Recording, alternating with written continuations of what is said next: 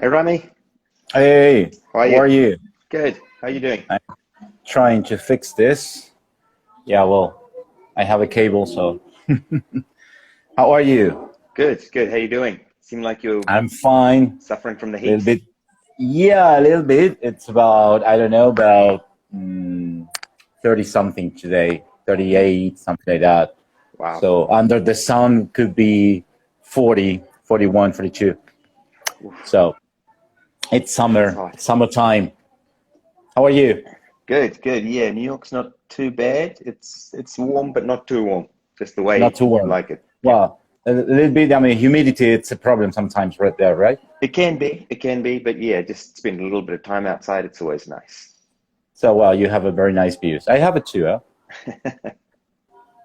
Yeah, in the front of Hudson River, right? Yes, yeah, yeah, yep. Just in front of the Hudson. So, You never saw the plane landing, no? Yeah, the accident? no, I wasn't there at that time. No, that was before my time. So, Oh, okay. Well, it was an incredible, thing that happened there. Miracle. yeah, So definitely. today we have, I mean, we will talk about, this is our last episode about credit cards. Hmm. Um, episode number 4. Um, so, and of course, we did the last 3, and we talked about, credit cards and how they work, why we use them, blah, blah, blah. And then the second episode, how to use them effectively, etc. And then that's third episode, getting the most out of your credit card. So now we will recap about this, Hmm. and we will start with the first topic, and the highlight is how they work, how they work, the credit cards, and why we use them. Yeah, so how they work, you basically borrow money from the credit card company, the bank, for a very short period of time, and you pay it back. And if you pay it back within the specified time frame, there's no Hmm. interest. So it's Yeah, like a short-term interest-free loan that you may get other benefits with. And that's why that we use them. is that is the perfect scenario, but usually it is not. I mean, what the people is doing. Yeah, that's the theoretical perfect scenario, but people often don't pay it on time, pay it late, spend more than they can afford to pay back, and that's when interest gets charged, and that's when trouble starts. And that is how they make money. That's correct. Yep, it's exactly how the lenders make money. Okay, so and what about the pros and the cons and the risks? Just using this in a proper way, it's fine. We Uh-huh. understood that, but in the wrong way. Yeah, it's the pros and cons and the risks. It's like anything. If you use it in the correct way, within the rules and in a disciplined way, it's great. It can help smooth out cash, what I'd say are cash bumps. You get paid a salary every 2 weeks or every month. You can use a credit card throughout the month as though you have access to money evenly throughout the month, which is Hmm. quite a good thing. Um, Another pro is you can get points, you can get cash back. But one of the negatives is you don't really feel the pain when you use a credit card. It's not like you're physically handing over money, and it's Yes. tempting to easily spend more than you have. Okay. Yeah. Okay. So that could be the most important of, I mean, for you in this case, Hmm. about the pros and cons and risks. Yeah, It's something that you need to take care of. yeah, you need to watch it carefully, and you need to make the right decision, an informed decision about whether a credit card is good for you. Is it too much of a risk? Is it too much of a temptation? Um, Yeah. it's good for some, but not for everybody. Yeah. Yeah. Yeah. Yeah. Right. Well, actually, it happened with cash too. So Yeah, you know, so it's like burning into your pocket. yeah. um, so what about, I mean, that's the second, I mean, the recap of the second episode, and how to use the credit cards, how to use them effectively. And I remember that you talk about a few worked examples. Uh-huh. So what about that? So the best way to use credit cards effectively is the best way to use anything effectively, I would say, and that is understand how it works and then use the rules and the knowledge to your advantage. Mm-hmm. Credit credit cards have a payment due date, they have a payment closing date, they have a payment start date, they have an amount due and payable, a minimum amount due. Understand all these amounts, understand these dates, work with them. Work with them to spend money and get the longest period of time to pay it back. Pay it back before it's due, just before it's due, so you don't get charged any interest.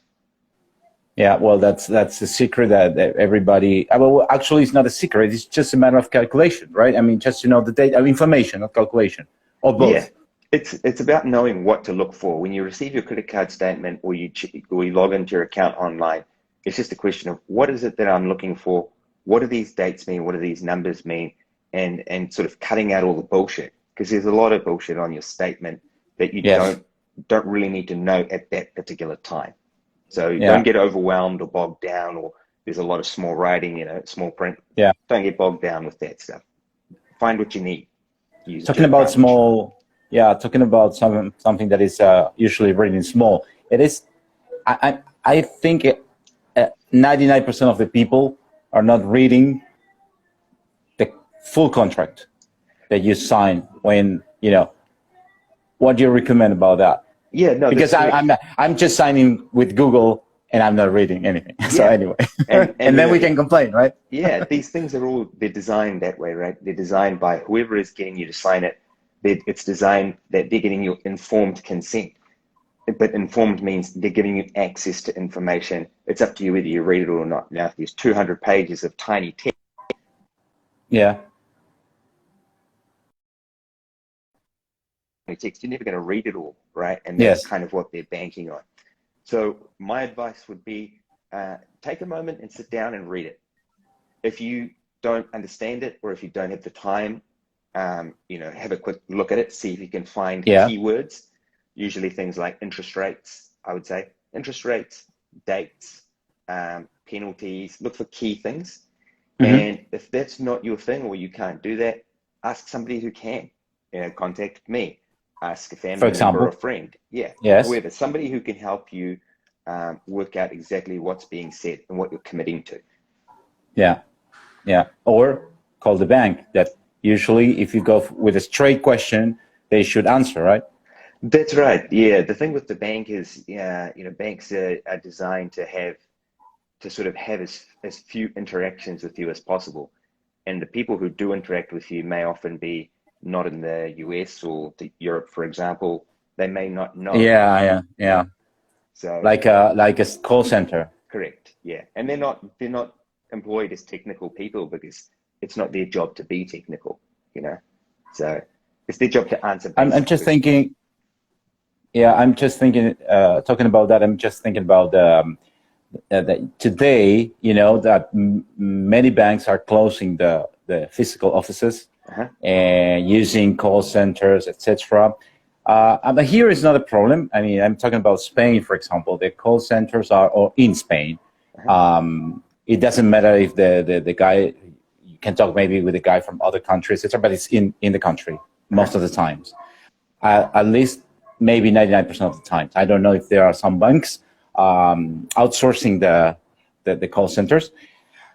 But there is a figure here. I mean, there is a new, let's say, a new player into the game, which is called a family banker, okay? Which is a guy that you can see, face to face, in person, and it's helping you, and it's part of the bank, okay? Let's say you have an account, you have I don't know, any current account, whatever, and then you have this guy that you can ask anything to him. And this guy, it's from the bank, but it's your personal, let's say, assistant in this case. So it is a good idea to have something like that, or just check before you open an account or something like that, if you have this kind of services with your next bank or... Yeah, I would say just do a Google search to see, like, if you want to open an account with, Bank X, just Google search them. Just say, is their customer service good? What benefits are there of this bank over another? Because you'll find that a lot of banks, credit card companies, when they're selling a product or they're trying to get you to sign up for something, even if it's internet, even if it's a phone, the people who are the salespeople, that division is always based in wherever, US, Australia, Europe, wherever you're based. Yeah. And Yeah. people who are dealing with questions and problems, they're usually outsourced to another country. Mm-hmm. And those people are deliberately given limited information in the hopes that you'll get frustrated and just give up and go, shit, this is just a pain. And this is I don't want to deal with this. This is happening in the US. I mean, in the US banking. It's so frustrating. It's so frustrating. But it makes no sense. I mean, you have 350 million people living there. I mean, why you outsource that? Because the cost. Yeah, it's a dollar's game. And really, if you think about it, every single problem in life comes down to two things: money or time. Those are really the two things that everything boils down to. So, banks are out there to make money, and that's what they'll do. So, but yeah, in terms of the question, always know, the key things: the dates, the amounts when they're due. Make sure you don't get hit with interest. Any questions, contact someone who knows. And also, if you find something check your statement. If you find something in your statement from last month, you don't recognize the transaction, whatever, call the bank, tell them. Most of the time, they're willing to help. Yeah. Okay, good. So, and in the third episode, we talk about getting the most out of your credit card. So let's recap about that. Yeah, so getting the most out of your credit card, once you have a credit card, it's a good idea for you to use it, you're disciplined, etc. Then you kind of need to know, what are the perks, what are the benefits of having a credit card, that particular card. Is it, do you get free travel insurance? Do you get free rental car insurance? Do you get price protection? Do you get some kind of benefit or perk? Whatever that benefit or perk is, use it to your advantage. So a good example is one of the credit cards I have, they will pay for you to get, what's it called? It's like a TSA pre-check, which is a Transportation Safety Authority pre-check. It's basically when you go to the airport to fly somewhere, instead of having to take off your shoes and have everything scanned, you show them your card and you get fast-tracked through that line at the airport. Cool. Now, this credit card will pay for that for you once every 5 years. It's $100 or $200 or something. But that's, if you're paying to have a card, or if you have a card, it's always a good idea to know what the perks are and use them to your advantage. Yeah. Just taking the advantages of each, or sometime, because I know there are some credit cards that are giving to you some, let's say, free insurance when you travel. Some loyalty programs that you can collect points, etc. We talked about that. Let's talk about this again, about the loyalty programs, that how to use it well. So the loyalty programs, each credit card company will be known for something, or they'll have some kind of product. And then even within their products, like certain credit cards are for use at restaurants. Certain credit cards give you more points if you use them for Uber or flights. Other credit cards will give you more points if you use it for gas or groceries. Use whatever the card gives you, whatever the perks they give you, use it to maximize it. Some cards, they have changing categories every 3 months, where they give you 3% on gas, and in the second quarter they'll give you 3% on groceries. But the one word of warning I would say is, when you see it, don't assume. When they say 3% back on groceries, don't assume that necessarily means Walmart, because if you look in the fine print, sometimes they'll say, discount warehouses, including Walmart, including Costco. They're not included.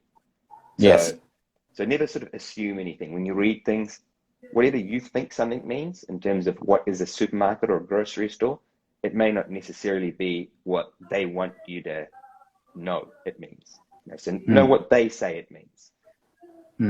Just to finalize about all this, about credit cards, any final advice about, because I don't know, but here with the COVID problem, the crisis and all that, people use more the credit card, more than the, normal use, because, the financial situation, it's not okay. I mean, it's a little bit tough. So any advice? Final advice? Yeah, final advice about credit cards is, there is no one answer. There is no one size fits all. Yeah. There is no, it's because perfect to have. it depends on the family or the people, right? Yeah, it's the user. The perfect number isn't 2 credit cards. I met someone recently who said, "Oh, I have 1 credit card. Like, why would you need more than that?" Yeah. Now, 1 credit card for this person might be the right number. Maybe for the next person, it might be 10 credit cards. It depends on your situation. It depends on your discipline. It depends on what you're hoping to achieve and what you're using them for. So there's no one answer for everybody. Yeah. Understand what you're getting into, and then make an informed decision. And if that's not what your area of expertise is, you don't have to become an expert. Ask somebody who already is, or somebody who's been there and done that. Yeah, you're right. Yeah, completely right.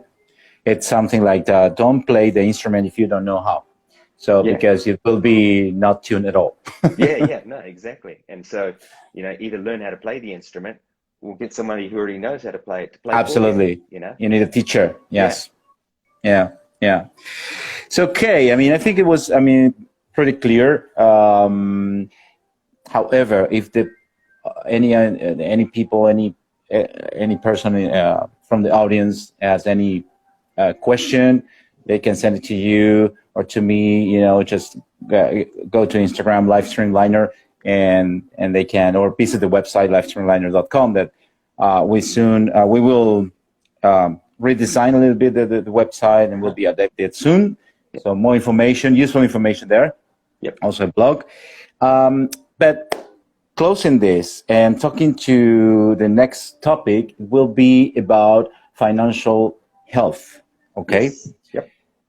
Financial health next weekend.